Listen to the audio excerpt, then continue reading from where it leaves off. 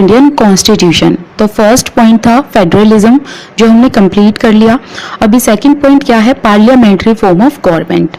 देखिए parliamentary form of government होता क्या है, पहले तो ये बात करते हैं कि कितनी फॉर्म ऑफ गवर्नमेंट होती हैं। 2 फॉर्म होती हैं गवर्नमेंट की, एक तो होती है पार्लियामेंट्री और एक होती है प्रेसिडेंशियल। ओके, एक होती है parliamentary and the second one is presidential. जो पार्लियामेंट्री फॉर्म ऑफ गवर्नमेंट है उसके अंदर जो स्टेट के हेड होते हैं वो होते हैं प्राइम मिनिस्टर। और अगर प्रेसिडेंशियल फॉर्म ऑफ गवर्नमेंट की बात करें तो वहां पर जो स्टेट के हेड होते हैं वो होते हैं प्रेसिडेंट। तो हमारा जो देश है यहाँ पर पार्लियामेंट्री फॉर्म ऑफ गवर्नमेंट है और हमारी जो ये पूरी स्टेट है इसके जो हेड है वो है प्राइम मिनिस्टर। ओके, तो ये डिफरेंस होता है पार्लियामेंट्री एंड प्रेसिडेंशियल में। आगे बात करते हैं, the different tiers of government that you just read about consist of representatives who are elected by the people. जो अभी हमने गवर्नमेंट के डिफरेंट टीयर्स देखे, टीयर्स क्या है? लेवल, जो हमने 3 लेवल देखे, एक तो central level and the second one is state level and the third one local level की जो गवर्नमेंट है। तो जो ये तीनों लेवल हैं इसमें रिप्रेजेंटेटिव्स होते हैं जिनको चुना जाता है। और चुनते कौन है? हम जो लोग हैं, जो सिटीजन्स है, जो जनता है वो चुनती है। और रिप्रेजेंटेटिव्स क्या होते हैं? जो प्रतिनिधित्व होते हैं जिनको चुना जाता है just to act and to speak for somebody else और for the group of people. और इलेक्टेड का मतलब होता है चुनना, ठीक है, लेकिन चुना कैसे जाता है? वोट डालकर, मतदान करके चुना जाता है। तो जो गवर्नमेंट के डिफरेंट लेवल हैं, जो तीनों लेवल हैं, उसमें जो रिप्रेजेंटेटिव्स होते हैं उनको चुना जाता है जनता के द्वारा। तो इसके बारे में तो आपने ऑलरेडी 7th क्लास में कांता की स्टोरी में पढ़ा था कि जो एक लाइन में खड़ी हुई थी वोट डालने के लिए, इलेक्शन जब चल रहा था उस टाइम पर। तो उसके अगर आपको याद नहीं हो तो वो एक बार स्टोरी उठाकर देख लेना, आप इसको समझ जाएंगे। अब जो हम वोटर्स हैं, वोटर्स कौन हो गए? जो सिटीजन हैं हमारी कंट्री के। तो जो वोटर्स हैं वो किनको चुनते हैं वोट डालकर? Member of lower house in the parliament, ठीक है, member of lower house in the parliament. अब इसमें से प्राइम मिनिस्टर चुना जाता है।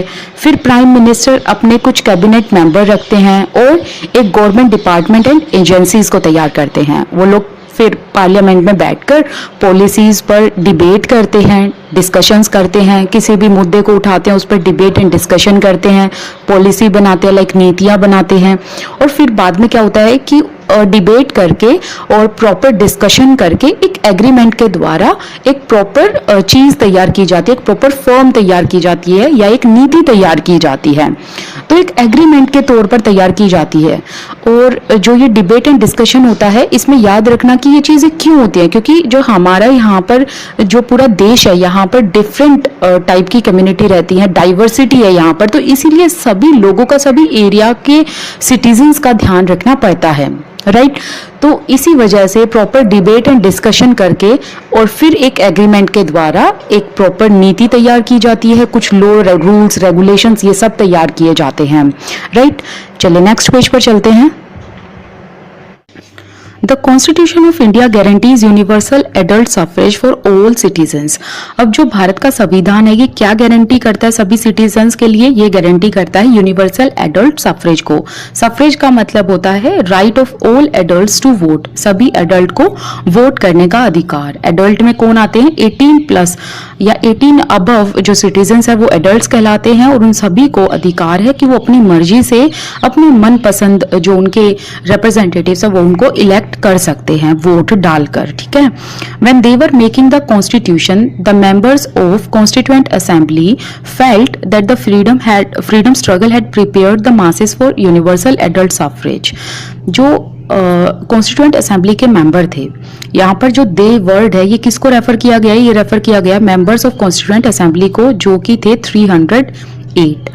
तो जो कॉन्स्टिट्यूएंट असेंबली के मेंबर्स थे जब वो कॉन्स्टिट्यूशन को तैयार कर रहे थे उस टाइम पर उन्हें एक विश्वास था कि जो ये फ्रीडम स्ट्रगल है इन्होंने पूरी मासेस को यूनिवर्सल एडल्ट सफरेज के लिए तैयार किया, जिसमें कि सभी लोग पार्टिसिपेट कर सकते हैं जो 18 अबव होंगे और सभी को वोट डालने का अधिकार है। तो यहाँ पर इस चीज से एक डेमोक्रेटिक माइंडसेट, डेमोक्रेटिक थॉट को एनकरेजमेंट मिली, जहां पर जो भेदभाव था वो कहीं ना कहीं खत्म होने लगा और उन्हें ये विश्वास था कि ये खत्म हो जाएगा। And it will also break the clutches of traditional caste, class and gender hierarchies.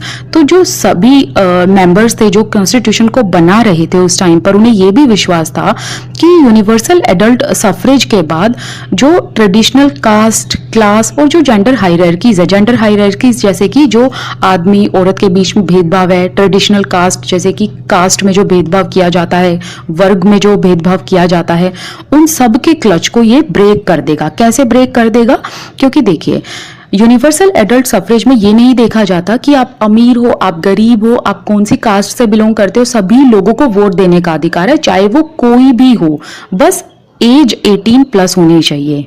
Okay, तो इससे क्या होगा कि लोग एकजुट होकर अपने रिप्रेजेंटेटिव्स को चुनेंगे एंड लोगों के माइंडसेट जो है, जो एक क्लच में फंसे हुए हैं, क्लच मतलब क्या होता है, एक चंगुल में फंसे हुए हैं, किसके? ट्रेडिशनल कास्ट की, जैसे कि जाति धर्म के आधार पर जो हम डिफरेंसेस करते हैं एंड जेंडर हायरार्कीज के आधार पर जो हम डिफरेंसेस करते हैं, इनके बीच में जो लोगों का माइंडसेट जो फंसा हुआ है, ये उसको बिल्कुल खत्म कर देगा। कौन खत्म कर देगा? यूनिवर्सल एडल्ट सफरेज, क्योंकि इसमें सभी लोगों को समान रूप से क्या मिलेगा? राइट मिलेगा और फर्क नहीं पड़ता कि कौन किस कास्ट से बिलोंग करता है, किस लोअर कास्ट से, हाई लेवल से, लोअर लेवल से, ये फर्क नहीं पड़ता। इसमें सभी लोगों को एक समान वोट डालने का अधिकार है। This means that the people of India have a direct role in electing their representative. तो इसी वजह से जो यहाँ की जनता है वो एक डायरेक्ट रोल अदा करती है अपने रिप्रेजेंटेटिव्स को इलेक्ट करने में, क्योंकि वो डायरेक्ट खुद जाकर वोट कास्ट करते हैं। Also, every citizen of India, irrespective of his or her social background, can also contest in elections. अब जो यहाँ की सिटीजन है, उन सभी सिटीजन्स को, हर एक व्यक्ति को अधिकार है कि वो इलेक्शंस में खड़े होकर चुनाव लड़ सकते हैं। एज अ कंटेस्ट वो खड़े हो सकते हैं, irrespective of his or her social background, चाहे उनकी सोशल बैकग्राउंड कुछ भी हो और कोई भी जेंडर हो। These representatives are accountable to the people. अब जो ये representative होते हैं, ये accountable होते हैं लोगों के लिए, जनता के लिए। accountable का मतलब है उत्तरदायित्व, answerable होना किसी चीज के लिए।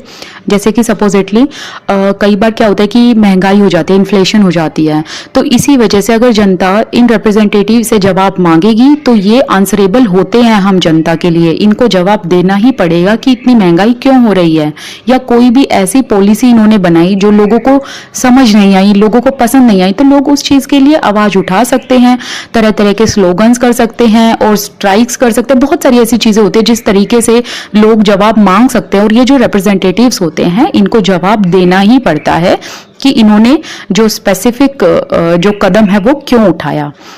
You will read more about why representation is crucial to democratic functioning in Unit 2 of this book. जब हम इस बुक में Unit 2 पढ़ेंगे, उसमें हम देखेंगे कि जो डेमोक्रेटिक फंक्शन है उसमें रिप्रेजेंटेशन की जरूरत क्यों पड़ती है, उसके बारे में हम और डिटेल में पढ़ेंगे। तो यहाँ पर जो हमारा सेकंड पॉइंट है पार्लियामेंट्री फॉर्म ऑफ गवर्नमेंट, वो खत्म होता है। तो अभी हमने पार्लियामेंट्री फॉर्म ऑफ गवर्नमेंट में ये पढ़ा कि जो स्टेट का हेड होता है वो होता है प्राइम मिनिस्टर। और पॉइंट हमने ये पढ़ा कि पार्लियामेंट में बैठकर जो भी रिप्रेजेंटेटिव्स होते हैं वो इश्यूज पर डिस्कशन करते हैं, डिबेट करते हैं और फिर फाइनल एक एग्रीमेंट पर पहुंचते हैं और डाइवर्सिटी को ध्यान में रखते हैं, तब जाकर पॉलिसीज तैयार करते हैं या फिर एक एग्रीमेंट पर पहुंचते हैं। सेकेंड पॉइंट हमने ये पढ़ा कि जो कॉन्स्टिट्यूशन है ये क्या गारंटी करता है सभी सिटीजन के लिए, यूनिवर्सल एडल्ट सफरेज, के सभी लोगों के पास वोट करने का अधिकार है, बस जो एज है वो होनी चाहिए 18 अबव, प्लस वोट देने का तो अधिकार है ही एवरी सिटीजन को, साथ ही साथ वो इलेक्शन में एज अ कंटेस्ट भी खड़े हो सकते हैं, चुनाव के लिए लड़ सकते हैं। और हमने ये पढ़ा कि जो यूनिवर्सल एडल्ट सफरेज है इसकी वजह से लोगों का जो माइंडसेट है वो डेमोक्रेटिक हुआ है और कहीं ना कहीं जो ट्रेडिशनल कास्ट बैरियर्स थे, जेंडर बैरियर्स थे, उसका जो क्लच था वो ब्रेक हुआ है, क्योंकि सभी लोग एक समान होकर वोट करते हैं और सभी लोगों को इक्वालिटी का अधिकार दिया हुआ है, सभी लोग इक्वल हैं लॉ के आगे, कानून के सामने। और जो इम्पोर्टेंट पॉइंट है उसमें ये है कि जो रिप्रेजेंटेटिव्स होते हैं वो लोगों के लिए आंसरेबल होते हैं, जो जनता है जो उनको चुनती है उनके लिए वो आंसरेबल होते हैं, उनको जवाब देना पड़ता है हर एक कदम पर। जब भी जो जनता है वो जब जवाब मांगे तब उनको जवाब देना ही पड़ता है। तो ये कुछ मेन जो पॉइंट थे हमने इसमें पढ़े हैं। थर्ड जो पॉइंट है सेपरेशन ऑफ पावर, ये हम नेक्स्ट वीडियो में करेंगे। हम हर एक फीचर को अलग अलग वीडियो में इसलिए कर रहे हैं क्योंकि हर एक फीचर बहुत इंपॉर्टेंट है और आपको हर एक लाइन बहुत अच्छे से पढ़नी है। अगर हम 8th क्लास की पॉलिटी की बात कर रहे हैं स्पेसिफिकली, तब जरूर हमें एक एक लाइन अच्छे से पता होनी चाहिए।